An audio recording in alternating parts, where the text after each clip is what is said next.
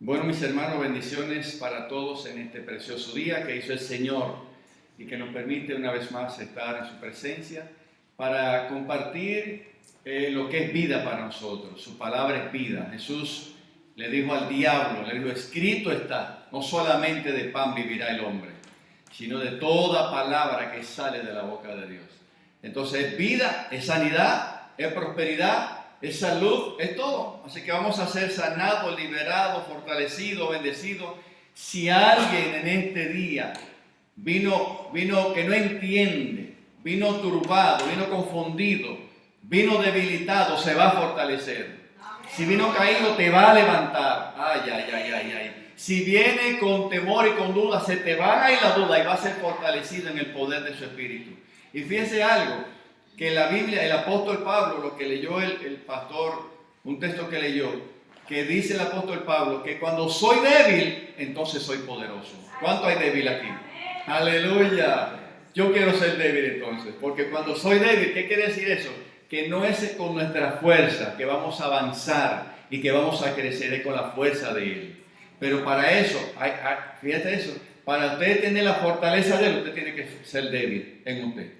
Pero usted dice, no, yo lo puedo, como el fariseo que dijo, yo te doy gracias, Señor, porque yo no soy como los demás. Yo sí, yo hago la cosa bien, yo me porto bien, yo oro bien, yo leo la Biblia mucho, yo diezmo, yo ofrendo, yo. Y Jesús dijo, consigo mismo oraba. Entonces el que viene y se presenta a Dios dice, que baja la cabeza y ni se atreve a levantarla. Sé propicio a mí, Señor, que soy pecador. Dice que ese se fue justificado delante de Dios. Aleluya. Bien, hermano, vamos a compartir algo interesante. Abra su Biblia, le voy a pedir que abra su Biblia. Algo muy poderoso, simple, pero poderoso en Dios. En el libro de Colosenses, en el capítulo 1. Vayan buscando y déjenlo ahí. Vamos a leer algunos versículos. Vamos a estar considerando algo aquí muy interesante. Y mientras lo buscan, quiero que lo busquen porque quiero que presten, llamar su atención aquí a algunas cosas que voy a estar diciendo a manera de introducción. Bendecimos las vidas que también nos escuchan a través del internet, que esta palabra también llegue a ellos con poder, que le ministre, que lo fortalezca, que lo levante, que la palabra de Dios sea medicina para cualquier enfermedad, para romper cualquier impedimento, cualquier atadura que haya en sus vidas, porque la palabra de Dios, para eso Dios la envía, para que cumpla su propósito. ¿Tienen el libro de Colosenses capítulo 1? Entonces ahora yo quiero su atención, porque quiero hacerle una pregunta para todos nosotros en esta mañana. Cuando Jesús descendió, dejó su lugar en los cielos, voluntariamente, Él le dijo al Padre, prepárame cuerpo y descenderé. Y Él dijo, oiga lo que dijo, porque en hacer tu voluntad, oh Dios, me ha agradado. El hacer tu voluntad, oh Dios, me ha agradado. Y dijo muchísimas veces, mientras estuvo viviendo entre nosotros, Él dijo, porque yo no vine a hacer mi voluntad, sino la voluntad del que me envió.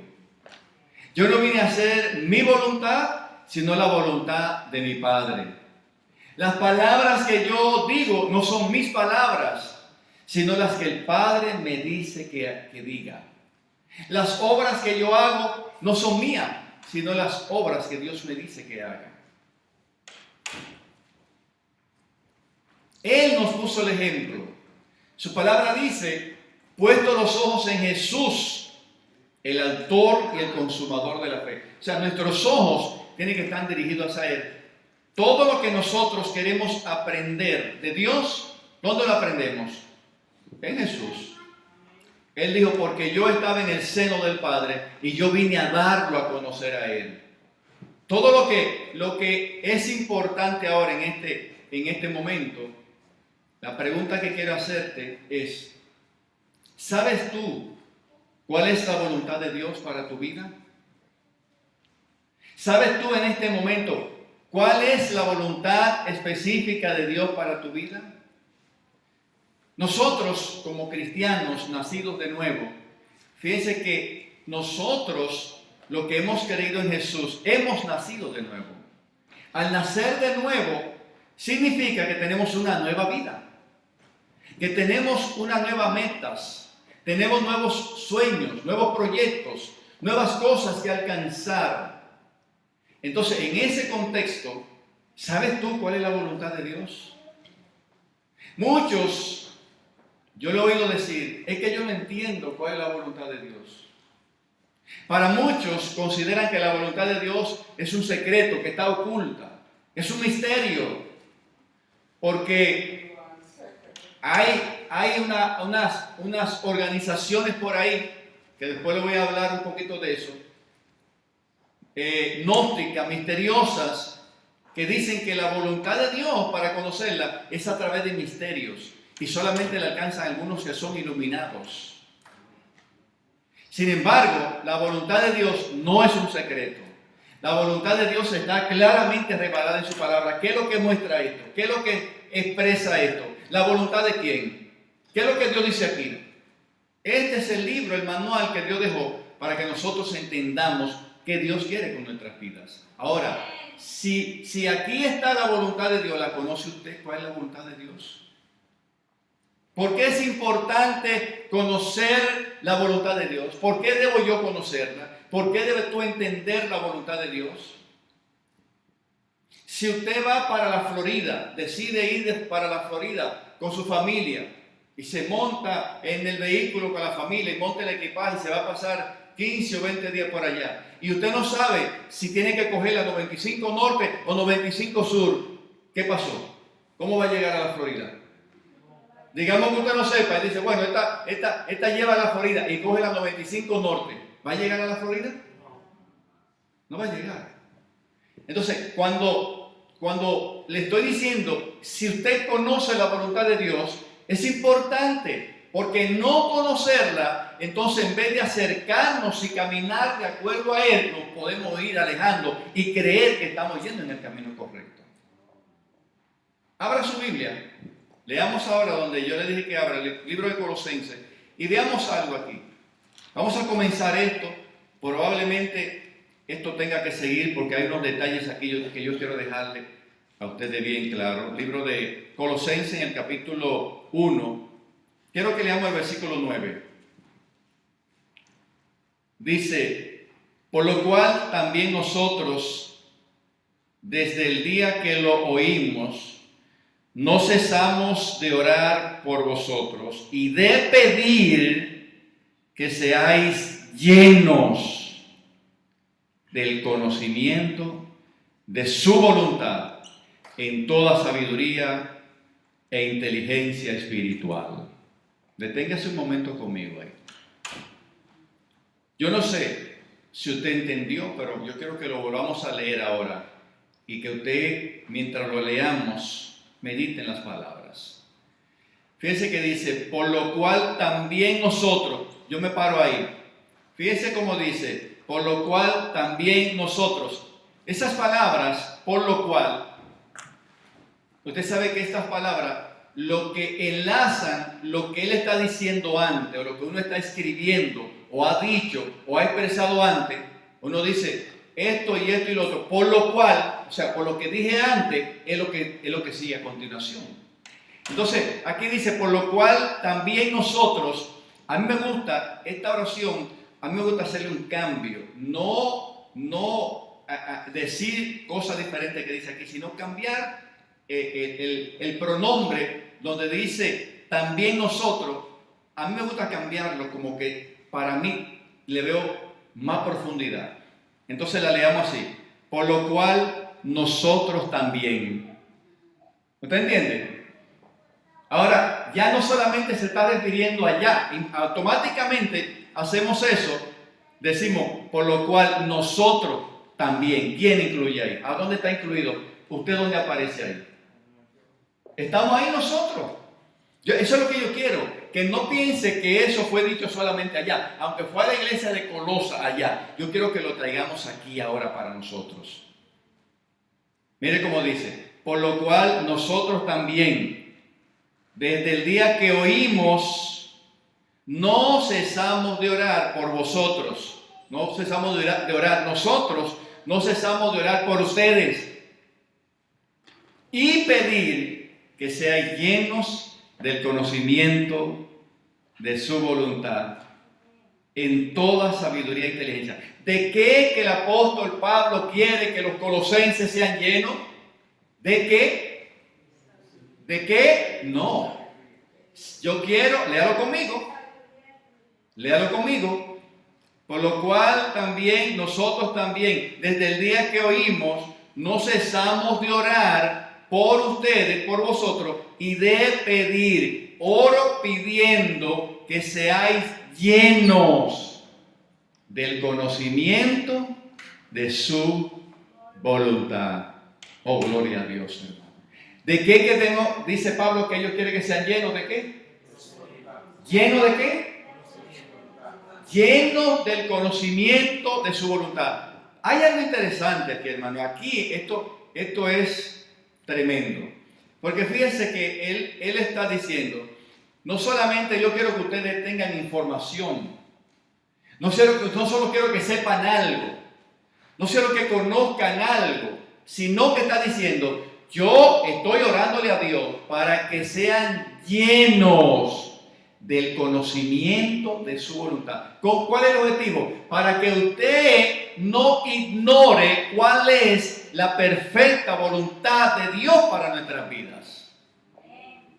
De manera que si el apóstol está rogando a Dios para que los colosenses sean llenos del conocimiento de su voluntad, lo que quiere decir que Dios porque es Dios a través de Pablo, porque ustedes saben que toda escritura es inspirada por Dios. Aunque es Pablo que está orando y escribiendo, ¿quién lo inspiró?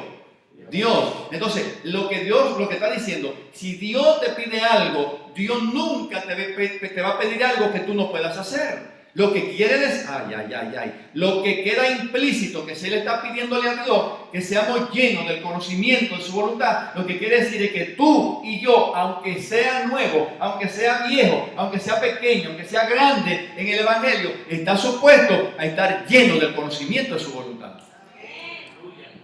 Ahora, ¿estás tú lleno de ese conocimiento? ¿Entiendes lo que es estar lleno? Yo puedo tener información de algo, puedo saber de algo. Una cosa es saber de algo, los pormenores, y otra cosa es estar lleno del conocimiento de la voluntad de Dios. Yo quiero resaltar algunas cosas aquí. Hay algo interesante. Pablo, mira el versículo 3 conmigo. Mira el versículo 3. Siempre orando por vosotros, damos gracias a Dios, Padre de nuestro Señor Jesucristo, habiendo oído de vuestra fe en Cristo Jesús y el amor que tenéis a todos los santos. Pero fíjense como lo que yo quiero resaltar aquí, voy a tocar brevemente esto.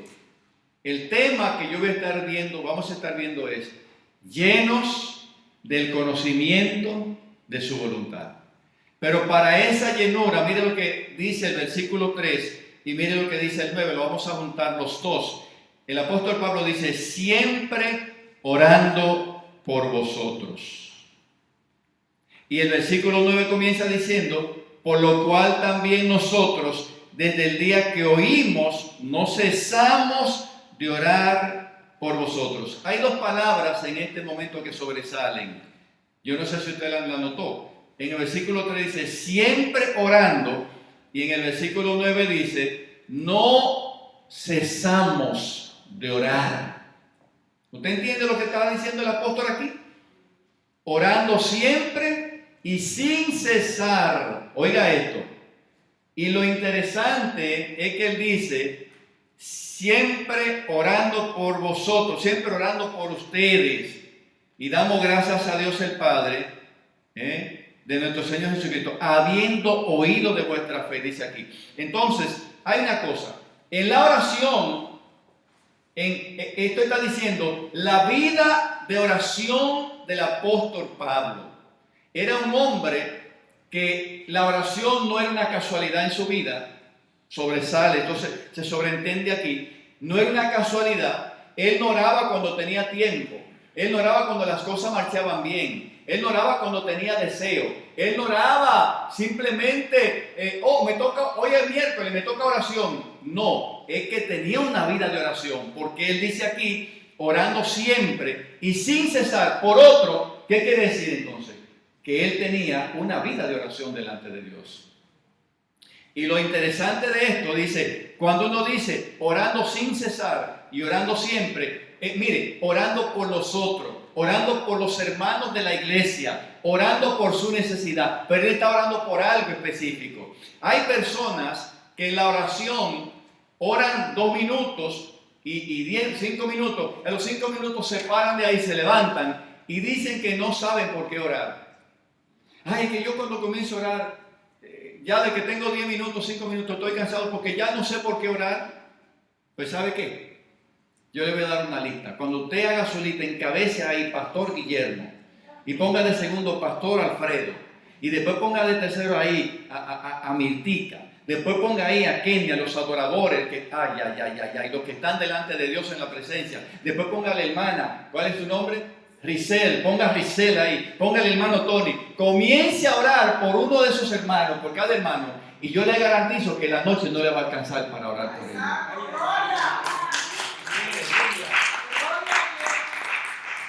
Hay algo interesante, hermano. Vamos a verlo aquí.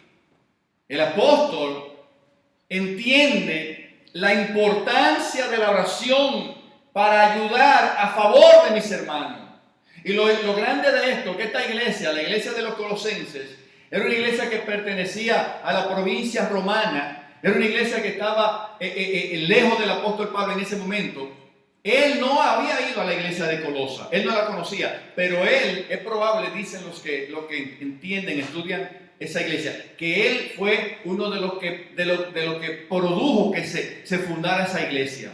A través de él fue que se fundó. Él no había ido personal, pero sin embargo, los informes que llegaban de la iglesia lo hacían que él no cese de rogar delante de Dios para que la iglesia se mantenga dando fruto de acuerdo a lo que Dios se había propuesto en ellos.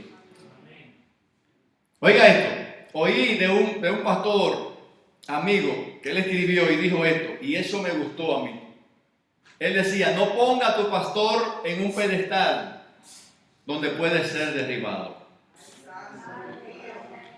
Oiga, no ponga a tu pastor en un lugar donde puede ser derribado, porque somos humanos, tenemos flaqueza, debilidades. No lo pongan en pedestal porque ahí no pueden derribar. Dice, ponlo en tu lista de oración donde puede ser levantado.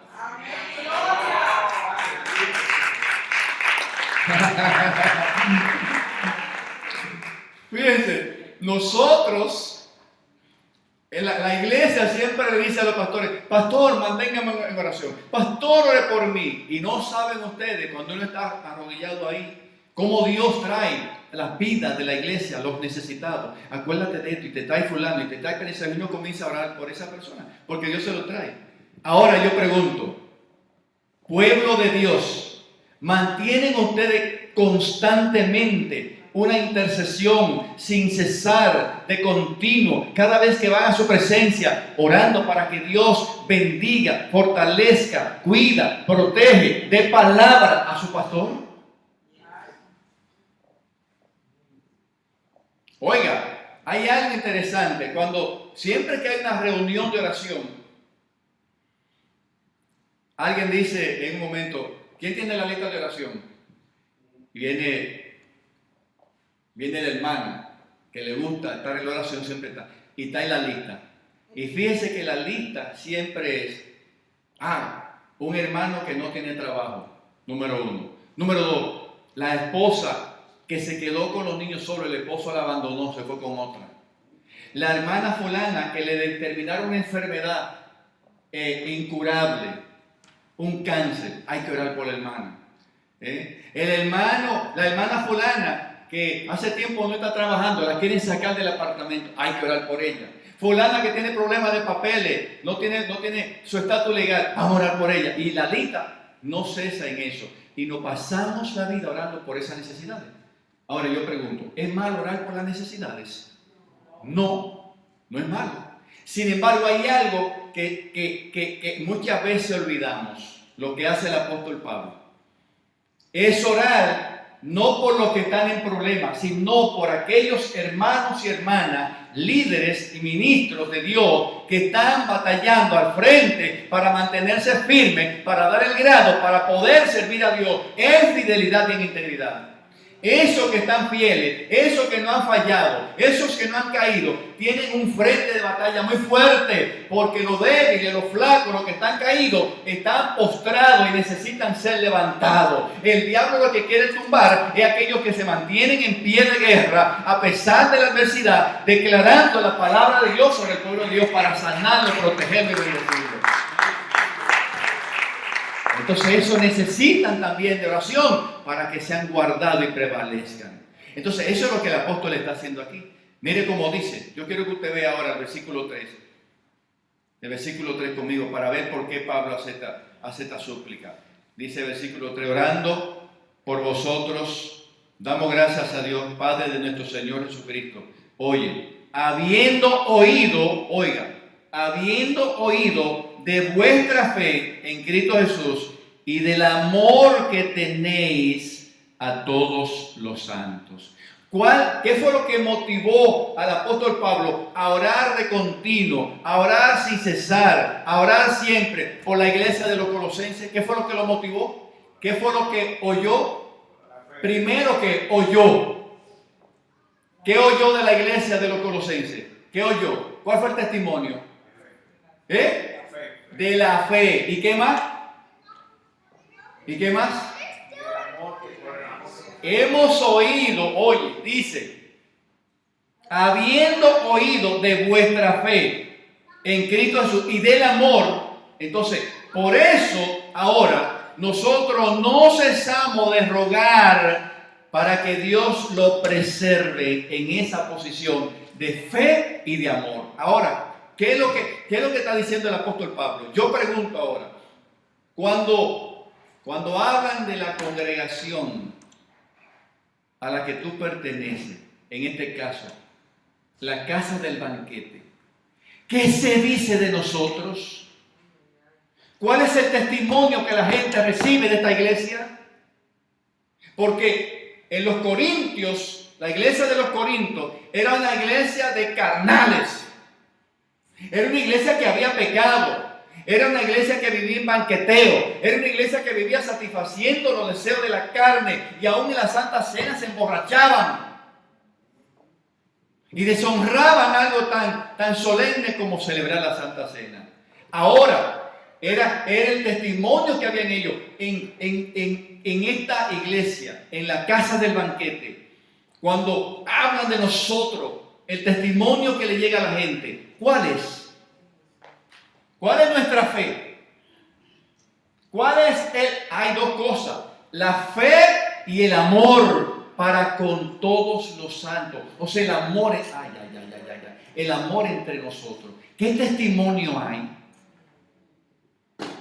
Miren, la fe, Pablo no había ido a Tesalónica, sin embargo, el informe que llegó era acerca de la fe de esa gente y era del amor que tenían. ¿Qué es lo que quiere decir de ellos? ¿Cuál era la medida de la fe y la medida del amor de esa iglesia? ¿Cómo era? ¿Cómo era? ¿Una fe débil? ¿Una fe ambivalente? ¿Una fe que flaquea? ¿Una fe que se cae? ¿Que vienen de vez en cuando? ¿Que oran de vez en cuando? ¿Que adoran de vez en cuando? Y en cuanto al amor, había chisme, contienda, pleito, enemistad entre los hermanos, enojo, crítica, murmuración, celo, envidia. Eso era lo que había. Me dice a mí dos cosas, porque hemos oído de la fe de ustedes. Evidentemente, la iglesia salía, oye, era tan fuerte la fe, la integridad de esa persona, que el testimonio se trasladó y corría hasta donde estaba Pablo en la prisión, de donde probablemente escribió esa carta. Preso. Y allá le llegaba el testimonio del testimonio de la fe de esa iglesia.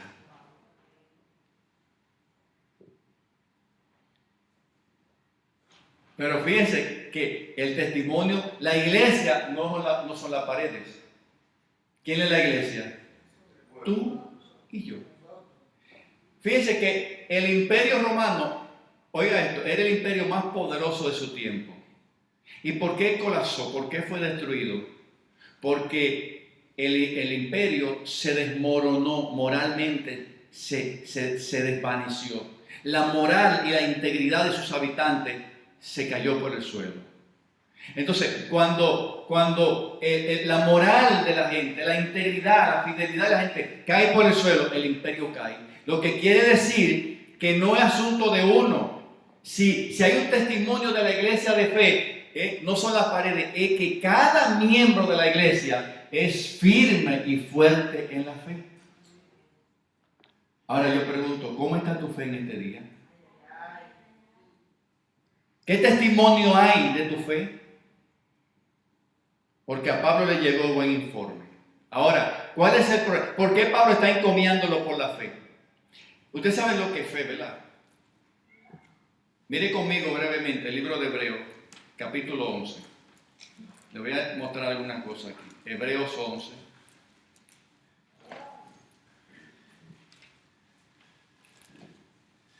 ¿Queremos tener buen testimonio de afuera? ¿Queremos que hablen de nosotros también? Mire lo que dice Hebreos 1:11. 11:1. ¿Lo tienen? Es pues la fe, la certeza de lo que se espera, la convicción de lo que no se ve. Oiga, es pues la fe, certeza y convicción de lo que no se ve. Mire el versículo.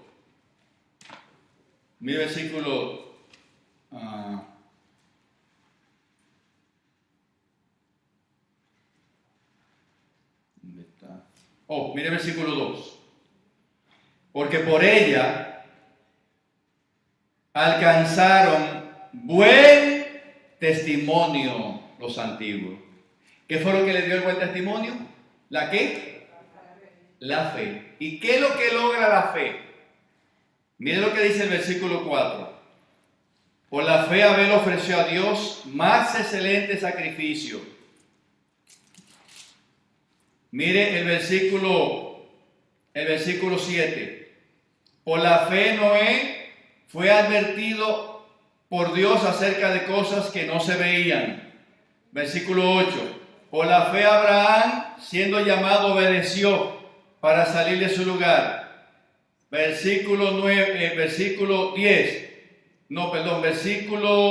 11.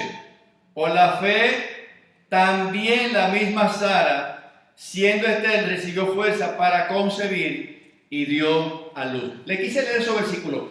¿Qué es lo que hizo que esta gente aparezcan en el libro de los Hebreos, en lo que se llama en lo que se llama se le pone el nombre de la galería de los hombres y las mujeres de fe? ¿Por qué están ahí? ¿Por qué están ahí?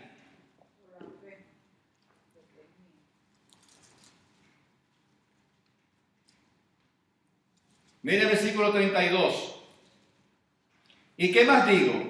Porque el tiempo me faltaría contando acerca de Gedeón, de Barak, de Sansón, de Jefté, de David, así como de Samuel y de los profetas, que por fe conquistaron reinos, hicieron justicia, alcanzaron promesa, taparon boca de leones, apagaron fuego impetuosos, evitaron filo de espada, sacaron fuerza de debilidad e se hicieron fuerte en batalla, pusieron en fuga ejércitos extranjeros. Oh, gloria a Dios, hermano.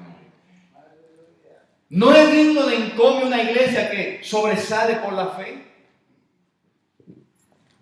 El apóstol Pablo le llegó el testimonio de la fe.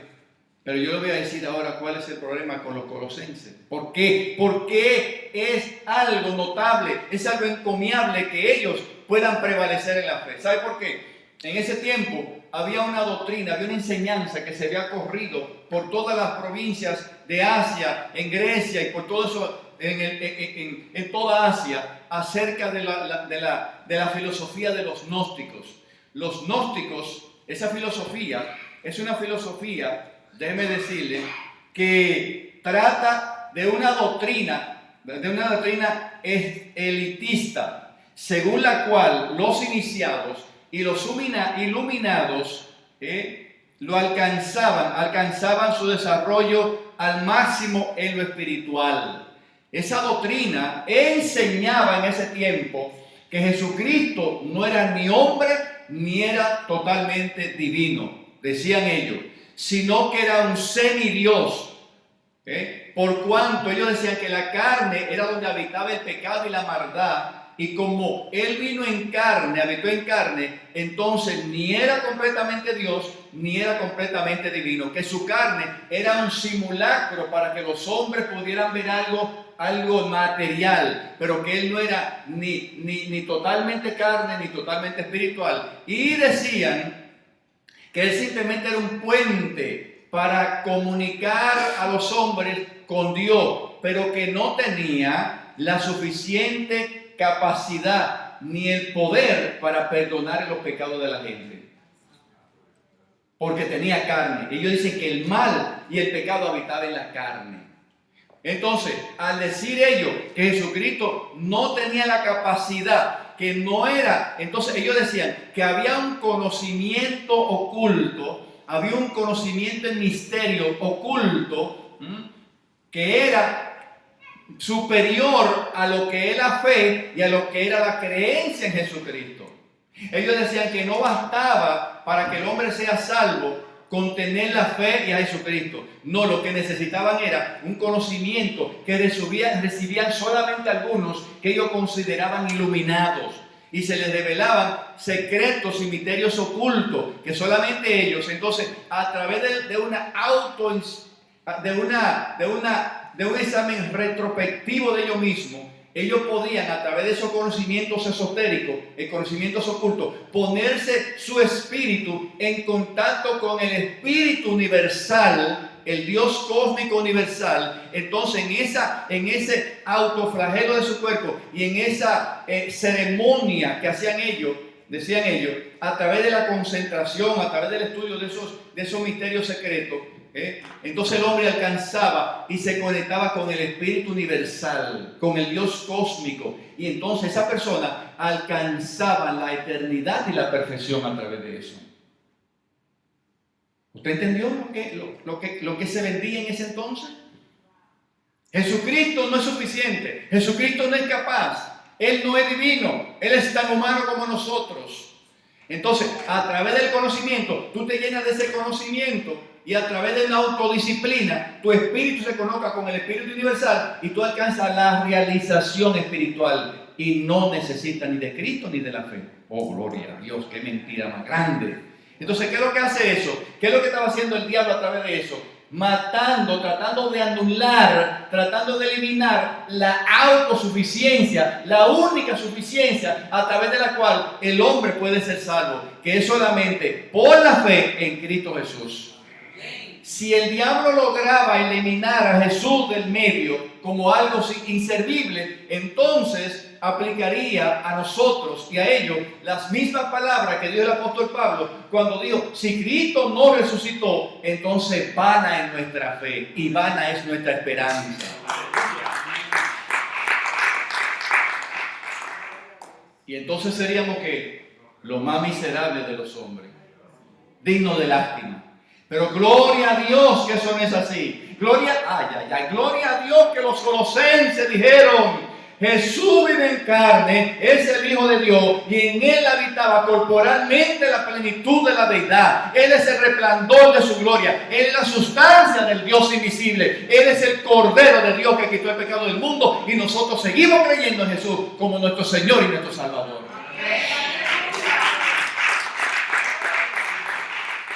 Pelearon por mantener esa fe y echar a un lado esa doctrina diabólica y engañosa.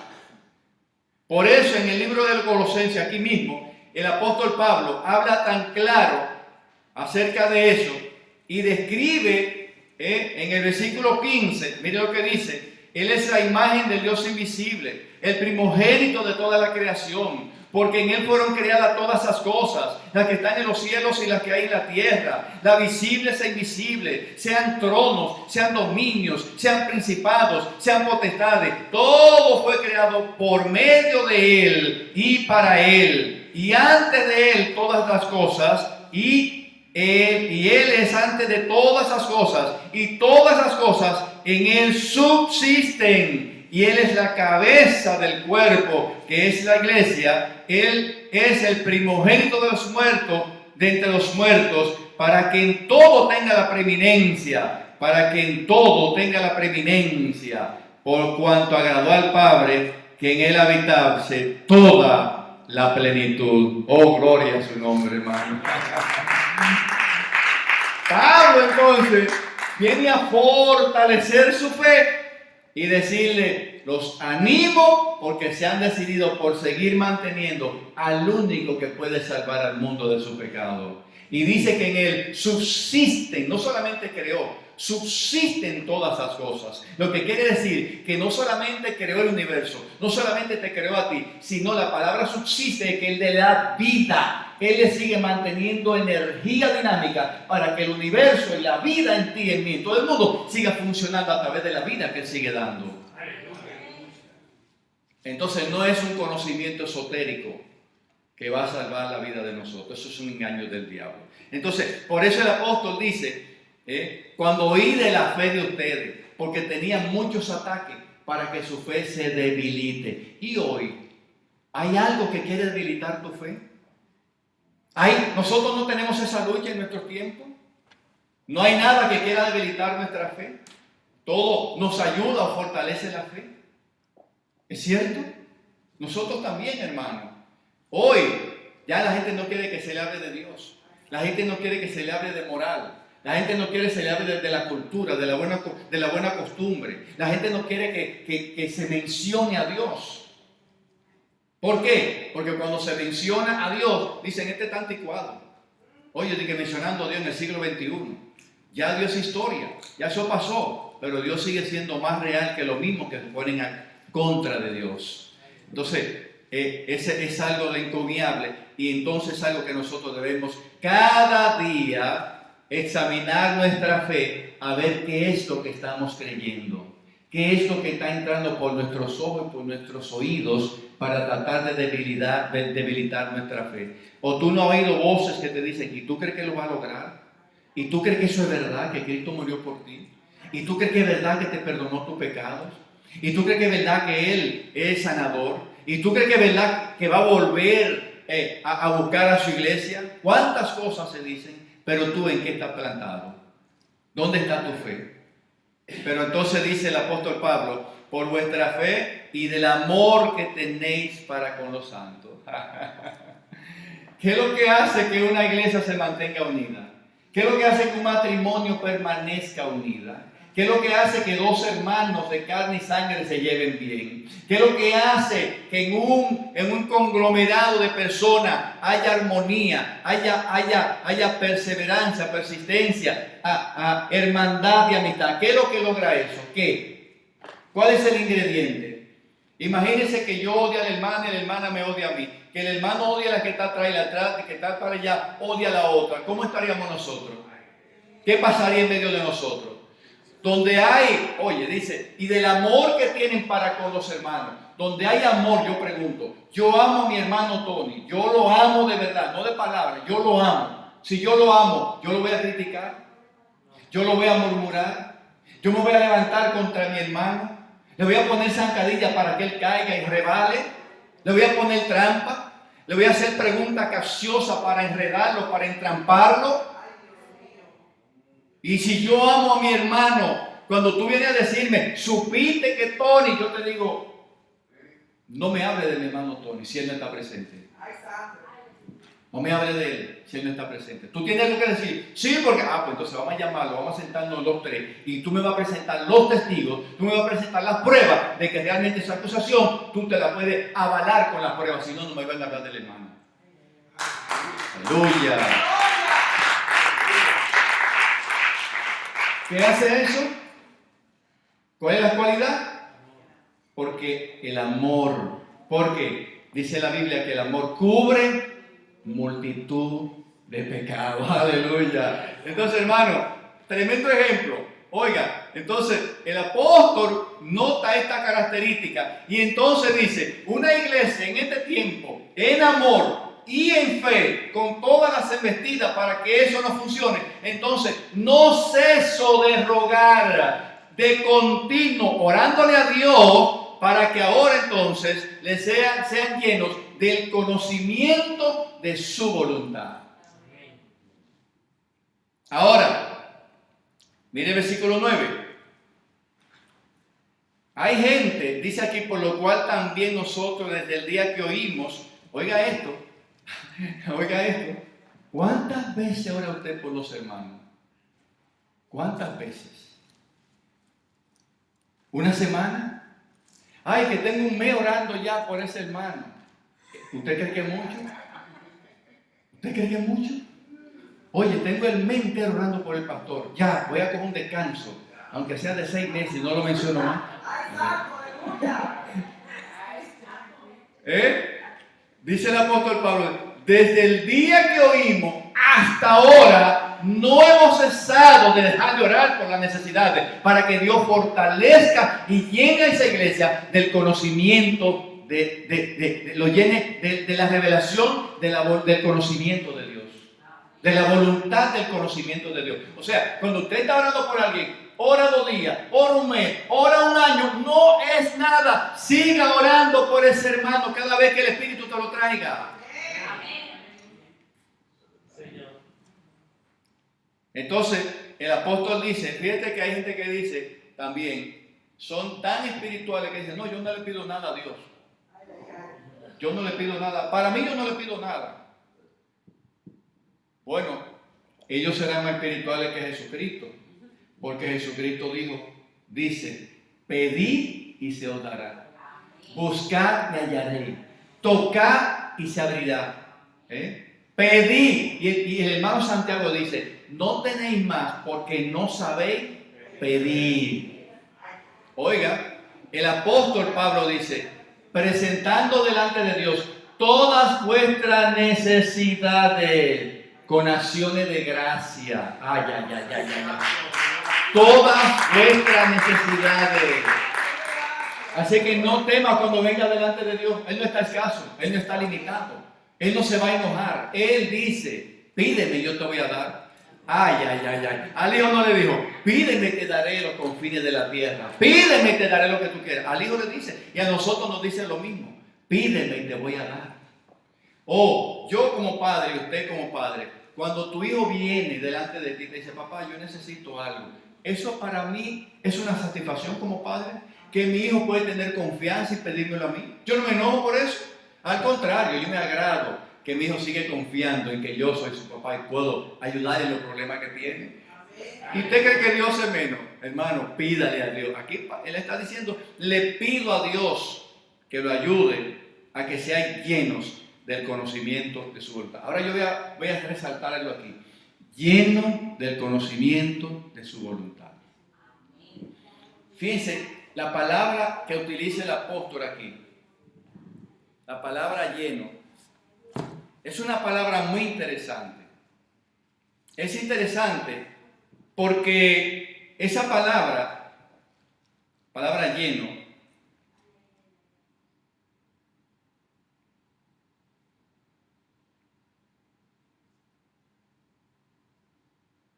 es la palabra plerón en griego, plerón. Y lo que significa es llenar algo completamente. Es llenar algo hasta el máximo. Es llenar algo sin que haya espacio para más ninguna otra cosa. Si yo le digo a alguien y le doy un vaso vacío y le digo llénamelo de agua y me lo trae 3/4, ¿está lleno? Si lo trae medio, ¿está lleno? Y si está 3/4, casi lleno, no está lleno. ¿Por qué? ¿Por qué dice el apóstol Pablo? No solamente que les revele el conocimiento de su voluntad, sino que sean llenos del conocimiento de su voluntad. Hay una intención en el apóstol Pablo. La palabra plerón en original, es llenar algo completamente. Pero cuando dice así, es porque tiene una intención.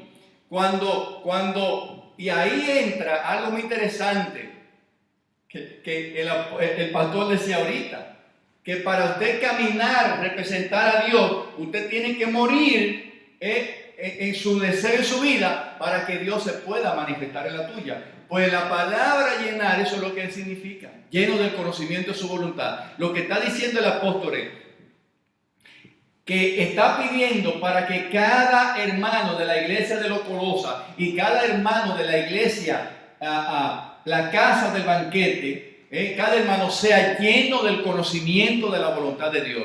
¿Por qué él utiliza la palabra lleno? Eso es una palabra muy interesante, porque la palabra lleno lo que está diciendo es que cuando algo se llena de tal manera completamente que no hay espacio para más nada, cuando eso ocurre en la vida de una persona, esa palabra también llenar se puede cambiar con controlar. ¿Entiendes? Cuando tú estás lleno de algo, sea de la voluntad de Dios, cuando tú te llenas de algo, lo que significa es que no hay espacio para otra cosa, y eso que te llenó es lo que va a controlar, a guiar, a dirigir tu vida. Tus pensamientos, tus deseos, tus anhelos y tus sueños van a ser controlados por lo que tú estás lleno. Ay, ay, ay. Por eso fue que Jesús, por eso fue que Jesús dijo, de la abundancia del corazón habla la boca. Entonces, cuando tú te llenas del conocimiento de su voluntad, lo que quiere decir es que la voluntad de Dios va a tomar el control de tu vida. Va a tomar el control de tu deseo y no va a haber espacio. Es que no hay espacio para que otra cosa vengan a querer evitar, detener y paralizar la voluntad de Dios en tu vida, porque no hay espacio, porque tú estás lleno del conocimiento de esa voluntad. Si tú llenas un vaso de agua hasta el tope y no hay más, no hay espacio para meter ningún otro líquido. Entonces tú te llenas del conocimiento de esa voluntad y no hay espacio para nada más. Eso es lo que Dios quiere que tú seas lleno. ¿Por qué? Vamos a ver esa palabra en algunos versículos simplemente. Mire Juan capítulo donde Jesús la utilizó. Juan 16:6. Juan 16:6.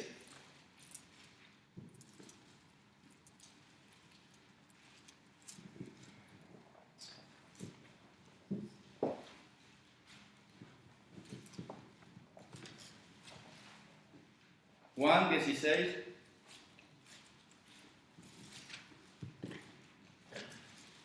versículo 6. ¿Lo tienen? Dice, antes, hablando Jesús con sus discípulos, dice, antes os he dicho estas cosas. Tristeza ha llenado vuestro corazón. Jesús dice que el corazón de los discípulos estaba lleno ¿de qué? ¿De qué? De tristeza. Él le había dicho que ya tenía que morir y que iba a pasar de esta tierra al Padre, al lugar querido, y que lo iban a maltratar, que lo iban a perseguir. O sea, su corazón se llenó ¿de qué? De tristeza. Lo que está diciendo que entonces a partir de ese momento a ellos lo guiaba la tristeza, a ellos lo guiaba el dolor, estaban perturbados, estaban turbados, estaban tristes, estaban abatidos. Y cuando tú estás lleno de tristeza, no hay lugar para el gozo que viene de Dios a pesar de las circunstancias. Esa es la palabra que utiliza ahí. Dejaron que la tristeza lo llenara. No permita que dolor ni tristeza llene tu vida, porque de lo que te llena, eso es lo que te va a manejar. Vea conmigo ahora.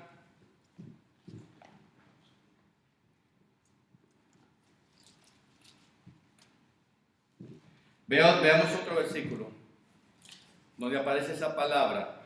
La palabra es Lucas 6:11. Lucas 6:11.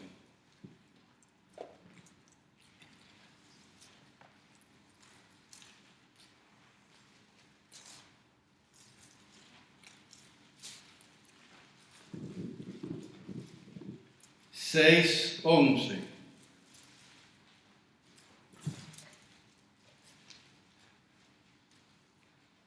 ¿Lo tienen?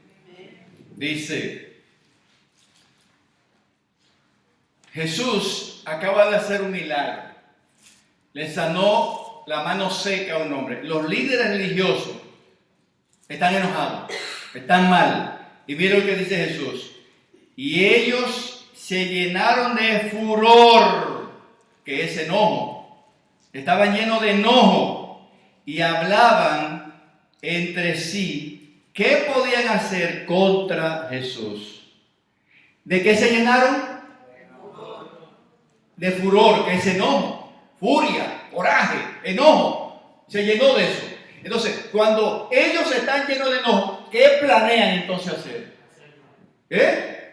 Hacer mal. ¿Qué podemos hacer contra, no a favor, contra Jesús? Entonces, cuando ellos se llenan de enojo, comienzan a planear cómo ponerle trampa para matar a Jesús.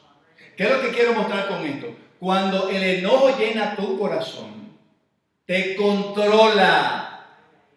Y entonces cuando tú reaccionas con tu esposo, cuando tú reaccionas en el tránsito, cuando te hacen algo y tú te enojas y dejaste que el enojo tome control de ti, ¿cómo tú vas a reaccionar? ¿Vas a reaccionar como un nacido de nuevo?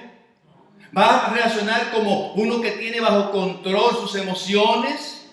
Si dejas que te llene, entonces el enojo va a controlar tu vida y va a actuar fuera de la voluntad de Dios. Por último, para ver la llenura, yo quiero que vea conmigo Hechos 2, 2 y 4. Hechos 2, 2 y 4. Estoy mostrando esto para que vean cómo es que Dios quiere que nos llenemos de su voluntad. Hechos 2, 2 y 4. ¿Lo tienen? Hechos 2 dice: y de repente vino un viento del cielo, un estruendo como de un viento recio que soplaba, el cual llenó toda la casa donde estaban sentados. ¿Qué hizo el viento? ¿Qué? Llenó. Ahora, cuando eso llena la casa, ¿hay lugar para que se meta otra cosa? Era totalmente llena de eso. Y mire lo que ocurre entonces. Y se le aparecieron lenguas repetidas como de fuego, y asentándose sobre cada uno de ellos, y fueron todos llenos del Espíritu Santo, y comenzaron a hablar en otras lenguas, según el Espíritu le daba que hablasen. ¿Qué fueron llenos? ¿Fueron llenos de qué? ¿Y qué pasó entonces con hasta los que hablaban? ¿Qué pasó? Oh, bendito Dios. La llenura fue tal que ya ellos no hablaban lo que querían, sino que el Espíritu que entró, que fue el Espíritu Santo, tomó control total sobre ellos, porque estaban llenos de eso, y ya no hablaban ellos, hablaba el Espíritu Santo a través de ellos. Lo que quiere decir que el Espíritu fueron controlados, ahora su vida estaba bajo el control del poder del Espíritu Santo. ¿Por qué? Porque fueron llenos del Espíritu Santo. Ahora, ¿por qué es importante ser lleno de la voluntad de Dios? Mire Juan capítulo 6 conmigo. Mire por qué. Juan capítulo 7.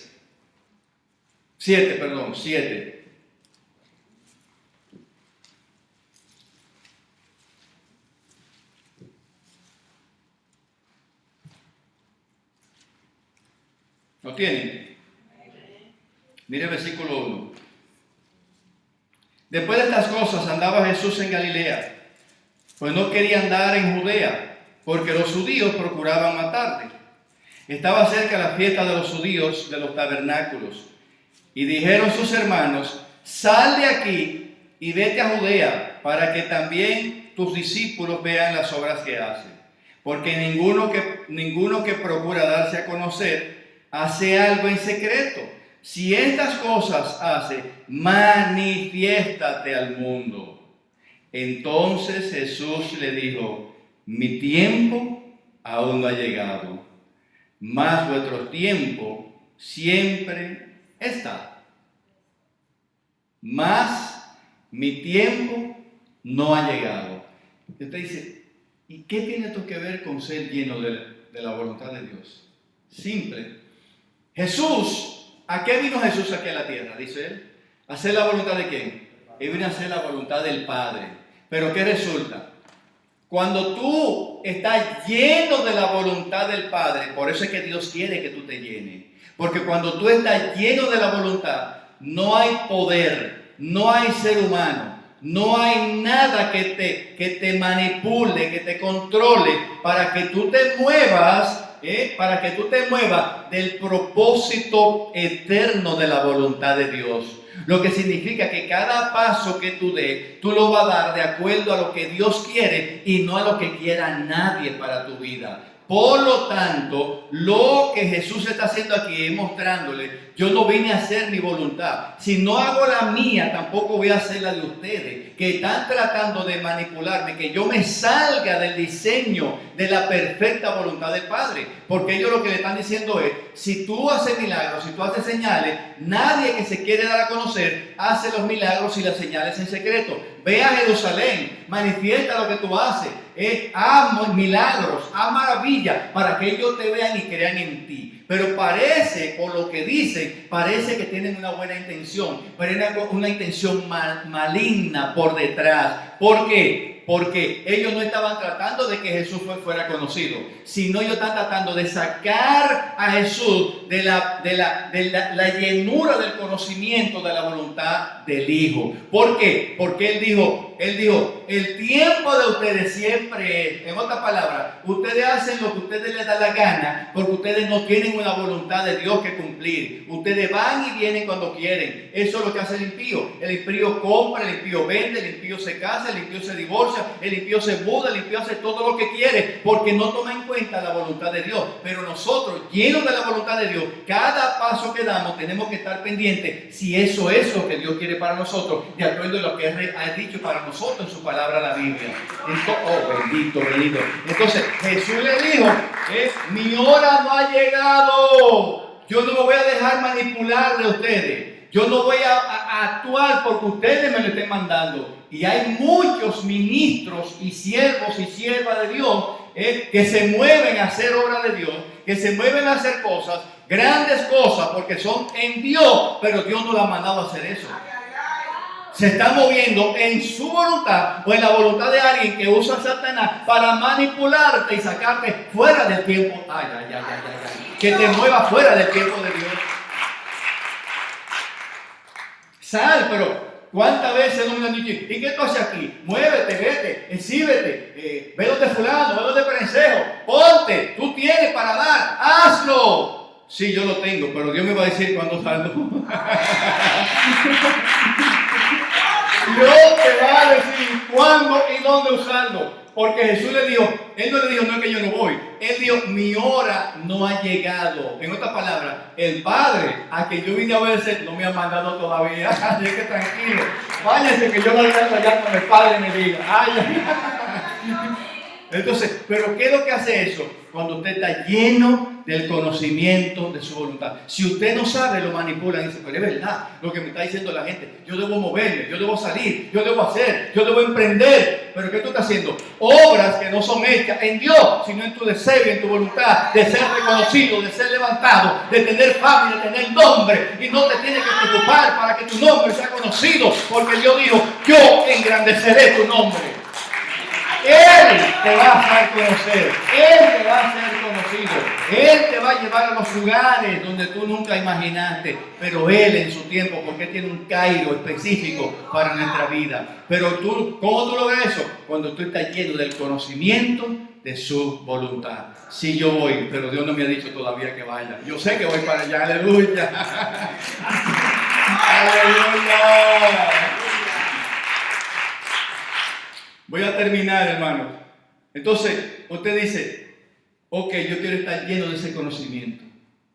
¿Lo quiere usted? ¿Quiere estar lleno del conocimiento? Ahora usted se pregunta, ¿cómo me lleno? ¿Cómo lo hago para llenarme? Como cuando dicen, ¿cómo tener éxito? ¿Cómo prosperar? La gente cree que son trucos, y no, la Biblia dice. obedece, lee la palabra de Dios, cumple sus mandamientos y todo lo que tú hagas será prosperado. Simple. Entonces, ¿cómo va yendo el conocimiento de su voluntad? Uno, hay tres pasos. No me gusta decir pasos porque tres formas. Porque la gente dice paso 1, paso 2. Tú puedes hacer 3 primero, el 2 primero, el 1 primero. No importa cómo tú lo hagas, el caso es que tú lo hagas de acuerdo a su palabra. Uno, tener un deseo de ser lleno de esa voluntad. ¿Por qué tener deseo? Jesús dijo, el que quiere hacer mi voluntad conocerá si las cosas que yo hago son de Dios. El que tiene el deseo, ¿por qué? Porque va a ser un buscador de la voluntad de Dios a través de su palabra. A ver si eso es verdad lo que está diciendo. Tú vas a ser un buscador. Primero, tener el deseo. Es lo primero. Porque fíjense que hay una cosa. Nosotros todo lo que hacemos primero tenemos que desearlo. Y luego que lo deseamos, nos movemos a realizarlo. Tú no haces nada repentinamente sin desearlo. Cuando usted quiere agua, es porque usted le da sed y desea el agua y va y busca el agua. ¿Cierto? Entonces primero tiene que tener el deseo de ser lleno del conocimiento de su voluntad. Lo segundo es estar dispuesto a obedecer la voluntad que Dios tiene para ti revelada en su palabra. Porque si usted no está dispuesto a obedecerla, aunque la entienda y la lea y sabe lo que Dios manda, tú no lo vas a hacer, no va a ser lleno, porque para ser lleno hay que conocer primero a Dios, para entonces conocer su voluntad. Entonces cuando tú la obedeces, tú la quieres obedecer, tú te llenas de eso. Entonces cuando tú estás lleno, eso te mueve a obedecer lo que Dios determina para tu vida. Y tercero, lo que dice su palabra, dice en el libro de Juan, capítulo 16, versículo 13, que Él nos iba a enviar al Espíritu Santo y que el Espíritu Santo nos guiaría a toda verdad. Entonces, el deseo tú lo tienes para comenzar a investigar. Lo segundo es que tú estés dispuesto a obedecer. Tercero, el Espíritu Santo que Dios te regala como don para que te guíe a toda la verdad de la revelación del conocimiento de su voluntad. ¿Y cómo tenemos finalmente todo eso? Por lo que dice 2 de Timoteo, capítulo 3, 15, 16, 17. Toda escritura es inspirada de Dios y provechosa para enseñar, para instruir, para corregir, para redarguir, para que el hombre y la mujer de Dios esté completamente competente, lleno, perfecto para toda buena obra. Aleluya. Entonces, ¿quieres ser lleno de esa voluntad? ¿Cómo lo va a hacer? ¿A través de qué? ¿Dónde está revelada esa voluntad? Si tú no te llenas de esto, no vas a conocer la voluntad de Dios. Porque Él lo dejó escrito aquí. No es un misterio oculto. No está guardado. Está revelado ya. Dios dice que ese misterio de Cristo en nosotros ya fue revelado a nosotros. Para que crezcamos en la gracia y en la sabiduría de Dios en estos tiempos. Así que ponte de pie, hermano. Ponte de pie. Vamos a desatar la oración para que esto se haga realidad en tu vida. Ahora, el conocimiento de su voluntad envuelve ahora. Hay 2 puntos que yo lo voy a dejar para la próxima ocasión con detalles. Fíjense, el conocimiento de la voluntad de Dios está aquí. Conocimiento de su voluntad. Ahora, ¿cuál es la voluntad de Dios para nuestras vidas en cuanto al amor, al amarnos unos a otros? Fíjense que una de las cosas del amor, el amarnos unos a los otros, no es una opción, es un mandamiento. Lo segundo, ¿por qué entonces si es un mandamiento se nos hace tan difícil amar? ¿Por qué se hace tan difícil amar? No a lo que se lleva bien contigo, a lo que aparentemente son duros contigo. Uno. Otro. La Biblia dice que Dios nos manda a perdonarnos unos a otros. perdona a los que te ofenden. Ahora yo pregunto, si esa es la voluntad de Dios, ¿por qué se hace tan difícil perdonar? Perdón no es una opción, es un mandamiento. Y por último, ¿qué es la voluntad de Dios? ¿Cómo quiere Dios que manejemos las preocupaciones? Dios dice, por nada estéis afanosos. Y Jesús dijo, no os afanéis. ¿Y por qué nos afanamos? Es un mandamiento de Dios, no es una opción. Entonces, entender esto y vivirlo a pesar de las adversidades, tú lo vas a hacer cuando tú te llenes del conocimiento de su voluntad. Señor, oremos. Aquí está tu pueblo en esta tarde. Oro, Dios, para que esta palabra tú le des mayor entendimiento. Que tú permitas que esta palabra profundice, Señor, en cada uno de nosotros en este día. Y que estemos dispuestos a movernos, a estar llenos del conocimiento de tu voluntad. Que lo anhelemos, que lo deseemos. Porque cuando lo anhelamos, entonces andaremos de acuerdo a la dignidad que tú nos quieres caminando. Señor, que en esta casa no haya nadie niño, que nadie ande perdido, desconociendo lo que es tu voluntad, haciendo cosas que te desagradan, hablando palabras que no son dignas de nosotros, viviendo vidas que te deshonran. Señor, tú claramente dices que tu pueblo fue destruido porque le faltó conocimiento, lo menospreciaron, no quisieron obedecer para ser lleno del conocimiento de tu voluntad. Yo lo pido para mí, lo pido para cada hermano y cada hermana de aquí, Señor. Te lo ruego, Padre, en el nombre de Jesús. Gracias, Señor. Amén. Amén.